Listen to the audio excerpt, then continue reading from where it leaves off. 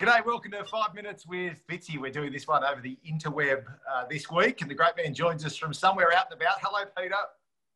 Hello, James. I'm down at Balmoral Beach, beautiful Balmoral Beach. Played a winning game of touch. I shifted the ball left, I shifted the ball right. I shimmied, I shook, I burst through for the winning try. It sounds great, Peter. I'm just blow for blow description, brilliant stuff. But stick to playing rather than commentary. We've got a bit to talk about. It was the Indigenous round in Suncorp Super Netball. Always a great occasion in our sporting competitions when this round comes about. It seems to have almost backfired in a way on Super Netball. It's been in place this round for a few years, but what it has brought to light, our colleague at Sports Sunday, Liz Ellis, wrote about it so brilliantly, she always does in the Sydney Morning Herald, is the absence of so many Indigenous players in the top tier of the game, one being Gemma Mai, who in the end, with the Queensland Five Birds, didn't even get on the court on Sunday afternoon. So many points, so little time. The whole concept of the Indigenous round, I stand to be corrected. I suspect it was the AFL that started the idea. And it was fantastic. It was a heightening of awareness of and a celebration of the Indigenous players. The NRL's taken it up. The Wallabies have got their very popular Indigenous jersey.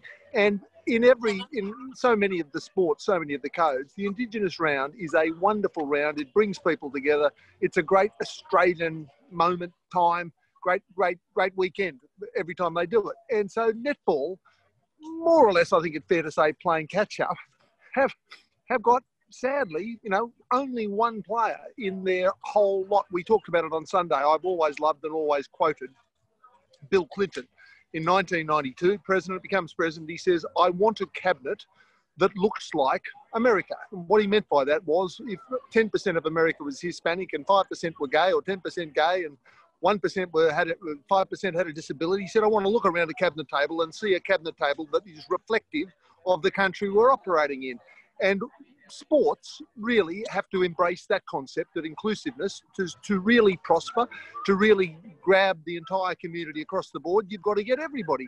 And so you've got the Indigenous population that are all over the country, obviously, very, very sporting people, that so many wonderful Indigenous athletes. And yet we've had, in the last 20 years, we've had, is it one Diamonds player in the last 20 years, and Gemma Mai. So here's the thing. There she is. She's the one person, the one Indigenous woman in the whole netball round, and she sits on the bench. And the statement by her team was, look, as a leadership group, we decided to leave her out. This was the best thing for the game. You've got to bring them in tight. Listen, every now and then, some things are more important than who's going to win this match. You've got to look at this, and it will be an embarrassment for netball if she doesn't play. Get her on there, celebrate her, roar of the crowd, standing ovation. You're representing your people in a wonderful Indigenous round. I mean, just absolute madness. I don't know if there's a lot more to say upon it. Well, I think probably the most intriguing part of it all is using Gemma Mai in the promotion of Indigenous round, and then coming to a game that she's in the team for that means nothing. It wasn't going to change their status in the competition or put them in the finals. There was nothing at stake for them. And then to still be like, so that argument that, the leadership group made the choice, well, it probably just falls back a little when you know that they actually weren't playing for a final spot. Yep. That the idea that it was the leadership group that took the decision, that's what we call in the trade throwing them under the bus.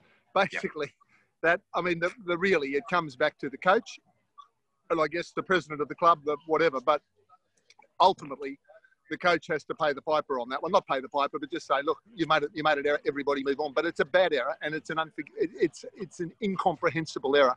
And you look particularly now that we look at the Adam Goodes situation, that has been one of the most powerful episodes in Australian sport in recent times, that Adam Goodes defending his Aboriginality and fighting for it, and so proudly stepping forward and saying, we're not taking this, I'm not taking this anymore, we as a people are not taking this anymore. And his resilience, his nobility was just extraordinary. And now the other sports are catching up to that. And it's just, On this one, all we can say is netball. We don't usually apply this to netball, but they dropped the ball. They missed the goal, something like that. Unlike you this morning on the footy pitch. I guess probably their biggest issue, and this has been addressed by the Australian coach too, is that you've got 4% of players at grassroots level identifying as Indigenous. Yes, at the elite level, there's one player and none for 2 decades in the Australian team. So I think that's where the disconnect is, and that needs to be addressed. Otherwise, Indigenous round can start to look like tokenism. And I guess on the other hand, there'll be people out there going, well, if you're going to put a player into a team just because they're Indigenous, isn't that tokenism? But I think that the bigger issue there is if you've got that many Indigenous players at the grassroots level, you've got to make sure that you can bring them right through with the rest of the players right around the country. Some things are more important than the result of a match. This was a classic example. This was and netball, who's made so many leaps and strides, particularly in the last 5 years. It's been extraordinary how far netball has come from not a standing start, but not far off a standing start. And they're going so well across the board. On that one, they blew it. Next time, I'll bet they'll get it right. Yep. And look, this is the fact that we're even here on a Wednesday talking about netball. This is usually your peak time for talking Wallabies, etc., Peter. So the netball, we know it's been a huge success, and it will continue to be. And this is just one of the issues the sport needs to address. Great stuff as always. Get back out there and shimmy left, shimmy right, do whatever you're doing. There's Troy. Okay, thank you. Bye-bye. Thanks, Peter. That's 5 minutes too many with Fitzy.